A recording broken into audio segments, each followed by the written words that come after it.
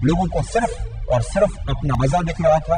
उन्हें अलग अलग एंगल से सेल्फी खिंचवाने की चिंता थी। लोग खुद भी कहीं ना कहीं इस हादसे के दोषी जरूर हैं। नमस्कार दोस्तों, आप देख रहे हैं सोशल न्यूज। मैं आपके साथ मोहम्मद अकरम। आज मैं आपको बताऊंगा गोदी मीडिया जो कि मेन स्ट्रीम मीडिया है कितनी ज़्यादा खतरनाक हो गई है। ये आने वाले वक्त में शायद आपके लिए नासूर का काम करेगी। जिस तरीके से ये जख्म नासूर बनता जा रहा है, आप सभी को देखना होगा, समझना होगा कि आज की मीडिया खुद भारत के लोगों के लिए कितनी ज़्यादा खतरनाक हो चुकी है। अगर सरकार का साथ देने की बात की जाए तो ये पूरी तरीके से लीन दिखाई देती है।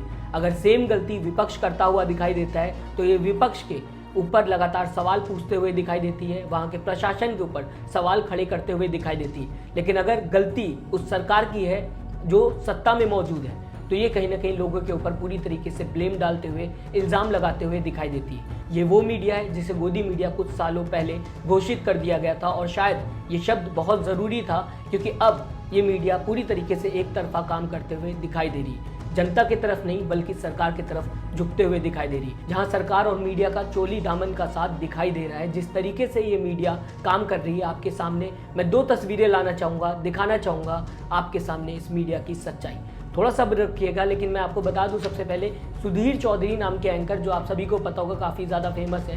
पहले जी न्यूज़ में काम करते हुए दिखाई देते थे, डीएनए नाम का प्रोग्राम बनाते थे। अब आज तक में ब्लैक एंड वाइट दिखाते हुए नजर आते हैं। ब्लैक एंड वाइट तो नहीं बोलूँगा, लेकिन पूरा ब्लैक एंड ब्लैक दिखाते हुए नजर आते हैं। जो अभी हाल ही में मोरबी ब्रिज में दुर्घटना हुई थी जिसमें कई लोग मारे गए थे, उसको लेकर ये कहते हुए दिखाई दे रहे हैं कि ये कोई पिकनिक स्पॉट नहीं था। जो लोग मरे हैं, जिन लोगों की जान गई है, उनकी खुद की गलती थी। इस तरीके की बात ये कहते हुए दिखाई दे रहे हैं। हालांकि मैं आपको इनकी एक पुरानी वीडियो भी दोस्तों दिखाना चाहूँगा जिसमें 2016 के अंदर ममता बनर्जी की सरकार के अंदर एक ब्रिज गिरा था कोलकाता के अंदर। उस समय यही एंकर आपको सरकार की कई कमियां गिनाता हुआ नजर आ रहा था, सरकार के ऊपर सवाल खड़ा करता हुआ दिखाई दे रहा था। वो वीडियो मैं आपकी स्क्रीन के सामने लाना चाहूँगा, उसके बाद आगे की एनालिसिस करूँगा दोस्तों। आज कोलकाता में ऐसा ही हुआ है जहाँ एक निर्माणाधीन पुल का बड़ा हिस्सा अचानक गिर गया और उसके नीचे 150 से भी ज्यादा लोग दब गए। ये घटना बताती है कि जब सिस्टम के लोगों, फायदे की राजनीति करने वाले नेताओं और भ्रष्ट कंपनियों के बीच 60 गांठ का पुल बन जाता है तो वो भोली भाली जनता पर बोझ बन जाता है और एक दिन इन्हीं आम लोगों के ऊपर गिर जाता है। तो दोस्तों आपने सुना किस तरीके से ये इंसान सरकार से सवाल पूछता हुआ नजर आ रहा है, जो कि बहुत अच्छी बात है। एक जर्नलिस्ट का काम जनता और सरकार के बीच में ब्रिज का होता है, जो जनता के लिए सरकार से सवाल पूछते हुए नजर आती है, जो जनता के लिए लगातार सरकार के ऊपर प्रहार करते हुए नजर आती है। सरकार की गलतियां जनता के सामने रखता हुआ एक जर्नलिस्ट नजर आता है और ये होना भी चाहिए।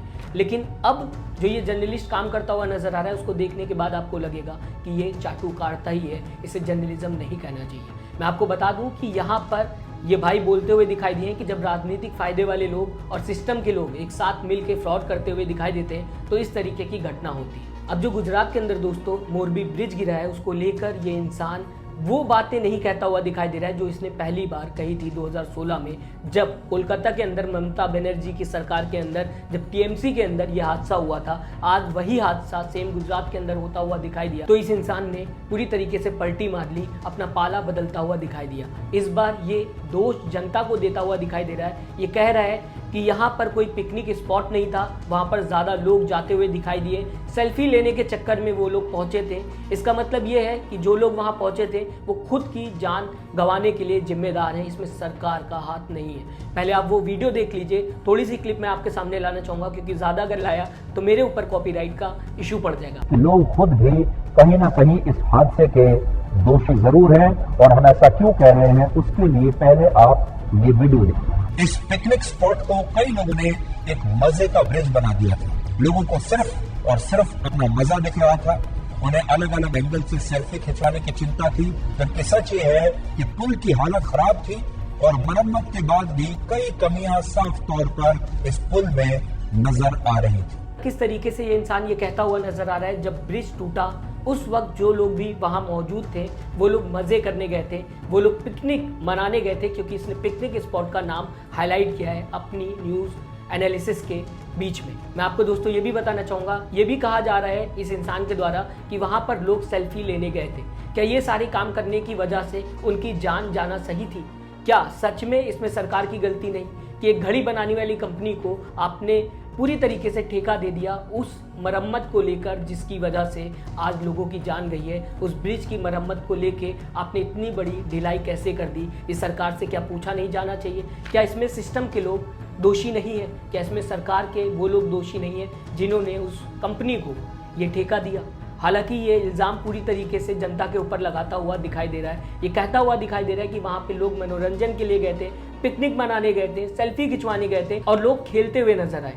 इन सारी बातों को बताने के बाद ये ऐसा प्रिटेंड करने की कोशिश कर रहा है आपके सामने कि उन लोगों की जान की जिम्मेदारी खुद उनके हाथों में थी और उन्हें ये चीज़ सोचनी चाहिए थी कि वो अंधा विश्वास सरकार के ऊपर ना करें। ये इंसान ये कहता हुआ नजर आ रहा है कि जो लोग इस भरोसे से गए थे कि सरकार ने अगर ब्रिज ओपन कराया है तो कहीं ना कहीं सही करवाया होगा और इसमें कोई जान का खतरा नहीं होगा, जो लोग सरकार के भरोसे पे उस पुल पर चलते हुए नजर आए उनके लिए वो खुद जिम्मेदार थे, ऐसा ये एंकर कहता हुआ नजर आ रहा है।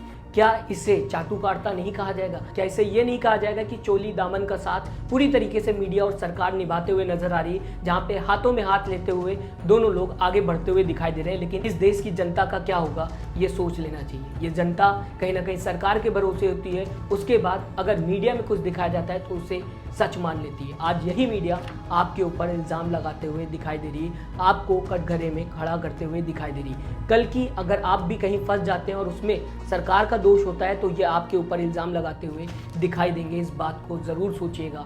हमें बताइएगा आप किस तरीके से इस एंकर को देखते हैं जो जनता के ऊपर इल्ज़ाम डालता हुआ दिखाई दे रहा है। जो लोग हादसे के शिकार हो गए, जिनकी जान चली गई, उनको दोषी बताता हुआ ये इंसान दिखाई दे रहा है, क्योंकि इसमें सरकार का फ़ायदा है। सरकार के ऊपर अगर सवाल उठाया जाएगा तो कहीं ना कहीं इनका प्रमोशन नहीं होगा। शायद ये भी वजह हो सकती है जिस तरीके से ये आपके सामने आप बीती रख रहा है उस ब्रिज की, जिसमें 141 लोगों की जान चली गई।